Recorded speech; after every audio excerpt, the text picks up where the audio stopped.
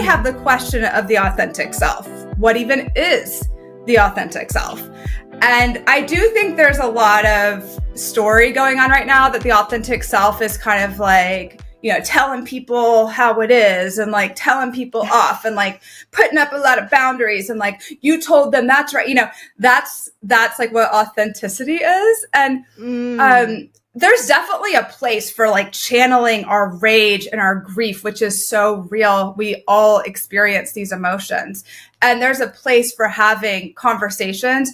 But our true authentic self that is available in every one of us is the part of us that knows that everything's okay, that knows that everything's going to be okay, that trusts ourselves, that loves one another, that's able to just kind of let other people be as they are without trying to manage or change them, even if they're not acting the way that we would want. I mean, I have a lot of opinions about how people should be. I'm like, well, they should have said this, and then I should have said, like that sort of thing. Like, that's not the authentic me. The authentic me is the one who's like, how interesting, and like has a sense of humor about it. So really like rooting into your true self is about just like being in alignment with the values. Well, it's almost like you're saying that true self is really rooted in love and rooted in that compassion and that understanding and that empathy and that just kind of acceptance, not only for yourself, but for everyone. And if you really think about that, that's what spiritual teachings are always kind of trying to bring us back to, that oneness, that we're all connected. We're all one. We're all from source. We're all here to have this experience, to have all the emotions, the good, the bad, the ugly, all the messiness.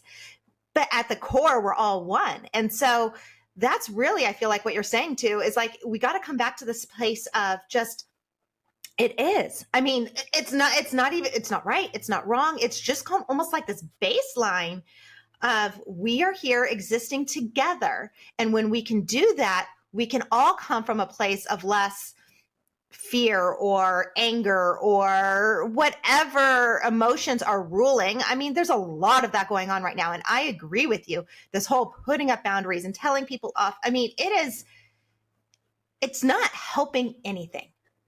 Yeah, exactly. And it's not that we don't want to put up boundaries. And it's not that, it's really just the place that we're coming from when we do these things. And it's really about, I think talking about oneness and like just remembering that we're all in this together. A Course in Miracles, which I've been a student of for many years, says that all minds are joined.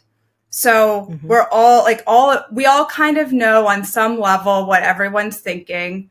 We're all kind of, it's not that it's our business, but we're all in this kind of cosmic conversation. And when something happens or somebody's behaving in a certain way that I don't like, or I wish they would change, if I can get back to me and realize, first of all, it's not my job to change them. It's not my job to manage them. But that also I can have compassion for them. But my big lesson recently, and this is like a really hot, fresh off the press lesson for me, has been because I do go into compassion and empathy, but I can let my compassion and empathy override my self-respect in certain situations. So, well, they're going through a hard time, so I'll just, let them do that instead of, here's what I'm going to be cool with. And, I'm going to be over here, and you can be that way, but the arrangement of our relationship is going to be different if that's, the path that you're on. And that to me is authenticity. Like, I can totally love and accept and embrace myself, and I can totally love and accept and embrace where someone else is. It doesn't mean we have to be, in partnership, working together, best friends, whatever you want to call it.